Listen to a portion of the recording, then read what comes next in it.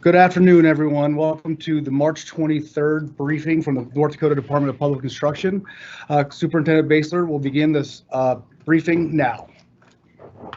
Good afternoon, everyone. I appreciate you joining in with us again today. As others join on, we'll do our best to mute your lines. If we don't get to you first, please mute your lines if we haven't gotten to you.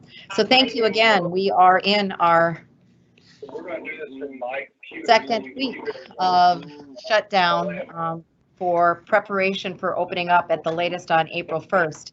And I just want to begin, as I always do, with our end state in mind. We're doing all of this work in the hope that one day our educational services will return back to normal, whenever that may be. Our statement of intent will be to guide school districts with data-informed decisions so all students continue to learn and all citizens remain safe and well. You heard the update earlier this afternoon during the governor's press conference regarding the number of confirmed cases and has increased by 3 today. And this afternoon's briefing is to once again share with you what is relevant in the K-12 arena. So where we're at today with the distance learning expectations. So the DPI continues to work in partnership with the governor's office in accordance with the North Dakota Department of Public Instruction guidance and the governor's executive order. All plans must be submitted to the Department of Public Instruction by March 27, 2020. And the plans will be approved in partnership with the Department of Public Instruction and the governor's office. Those plans will be returned as quickly as possible, so the April 1st, 2020 state aid payment can be released after the approval of the submitted plan. As of today, there are 20 public school districts have submitted plans and 5 non-public school districts. We will begin dividing those within our office and working to review and send those plans to the governor's office for approval as we receive them. This is a change from our original instruction. The governor's executive order does include non-publics, which is why the 5 non-public plans have come in. There is only one difference in that process. The 5 non-publics will not need to officially go to the governor's approval for instructional, in lieu of instructional approval for student foundation aid payment.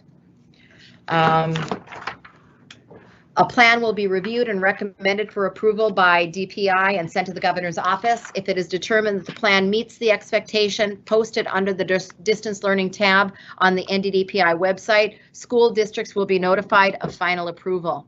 Remember, you can still move forward with your implementation plan and begin launching any plan immediately. However, your state aid payment will not be released until you have a fully approved plan. Regarding assessment, you may have heard the announcement at the press conference, but in partnership with the governor, I asked from the Department of Education, Secretary DeVos, a waiver for our requirement for North Dakota for federally mandated student assessments for the rest of this school year.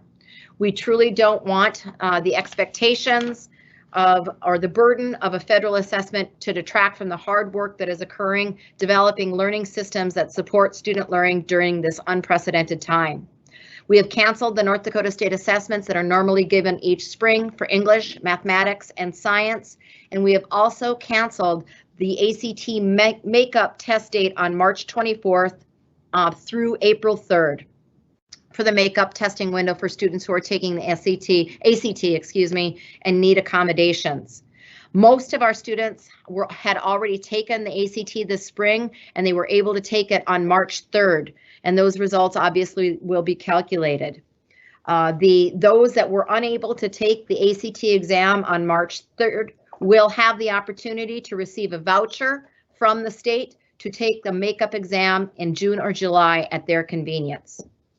These assessments do play a significant role in measuring a school's quality and accountability, and this decision was not taken lightly. Removing 1 year of testing sounds like an easy, simple fix in these times, but waiving student assessments eliminates important data that is used to strategically allocate significant financial and human resources throughout our state's schools. Teachers and schools have worked hard all year to ensure students are learning the required elements of each grade level, and they will continue to do so. But we have determined that testing this year under these circumstances would not only yield unreliable data, but would also place a heavy psychological burden on our students and teachers. So that is why we are asking for the federal assessment waiver for this spring. We understand that losing a year's worth of information about student progress is not ideal, but we also believe that pressing ahead would be disruptive and would not yield reliable information. Moving to child nutrition, there has been a number of updates in our child nutrition arena, and I'm going to begin to recap those as fully as I can. The USDA, U.S. Department of Agriculture, has updated its guidance for meal service during school closures. In addition to open summer food service program sites, districts may choose to operate a closed enrolled program to target outreach for meals to households with students eligible for free or reduced price meals. North Dakota is waiting for approval on 2 more waivers. One waiver would waive the area eligibility requirements for summer food service program sites, and the other will waive requirements for children to be present when meals are picked up. USDA has indicated that these waivers will be approved soon. USDA has also approved additional guidance on home delivered meals.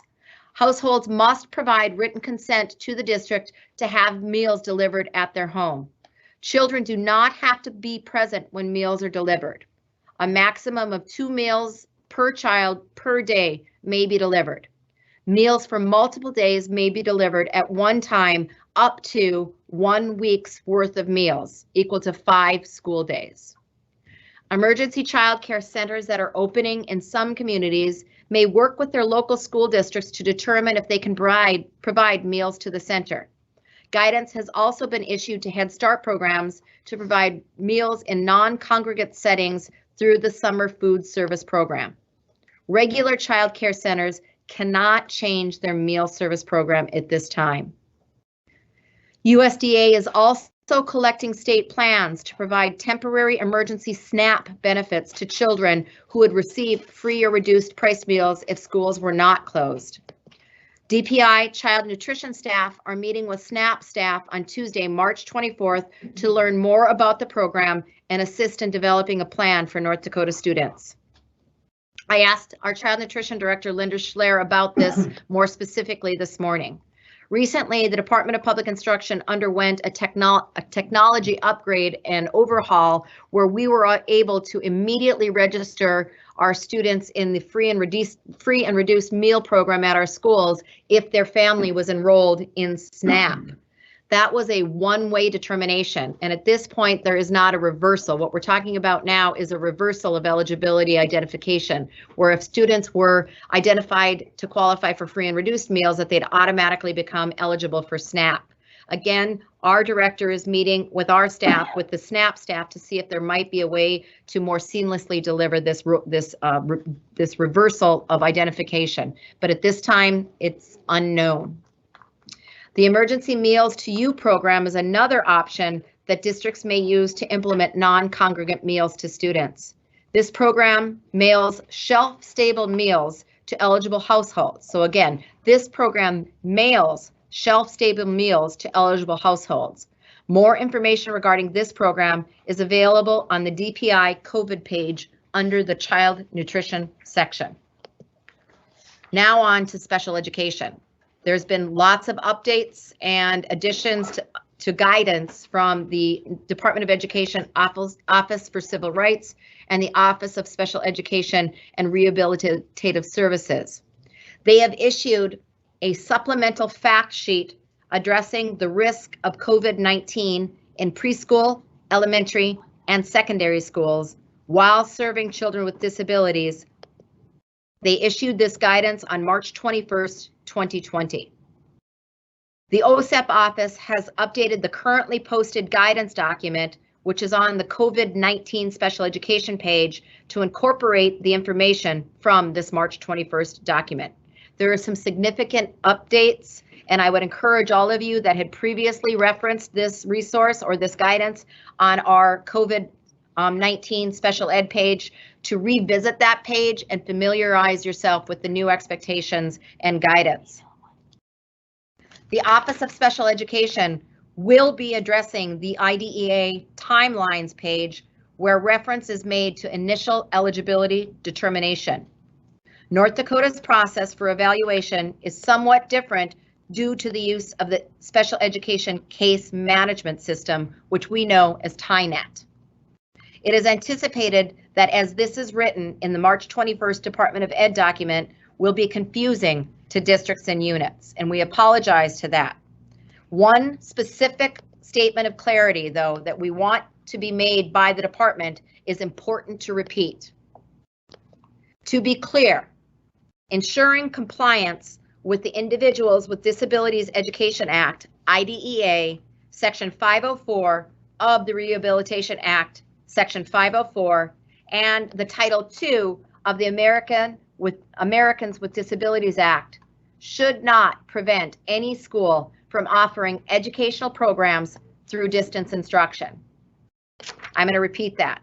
To be clear, ensuring compliance with the IDEA Section 504 of the Rehabilitation Act and the Title II of the Americans with Disabilities Act should not prevent any student from offering educational programs through distance education. Again, we have mentioned that the TINET system that we use and the Department of Ed document may be confusing to some districts and units, and so therefore, please contact DPI's Office of Special Education if you have any questions. The supplemental fact sheet from the Department of Education will be included in the resource list in the special education page of the COVID-19 site. In addition, a briefing and a Q&A with our local special education units and our Office of Special Education will be held on Tuesday at 10 a.m. Again, a briefing and Q&A call with local special education units and our Office of Special Education staff will be held on Tuesday at 10 a.m. Another call is being planned for this Friday afternoon. The Office of Special Education continues to connect with federal technical assistance centers, the National Association of State Directors in Special Education, and others to continue the discussion on other state plan practices during this time and to work through questions that are not answered in the federal guidance documents. One of the things that I also want to share from our call this weekend with the family engagement cabinet members is our family members want all of our administrators and teachers to know that they themselves as cabinet members are listed on the DPI webpage. Even if one of those cabinet members is not located in your district or in your community, they are letting all of you as administrators know that they're happy to reach out, to have you reach out to them as a conduit to other family members within your community.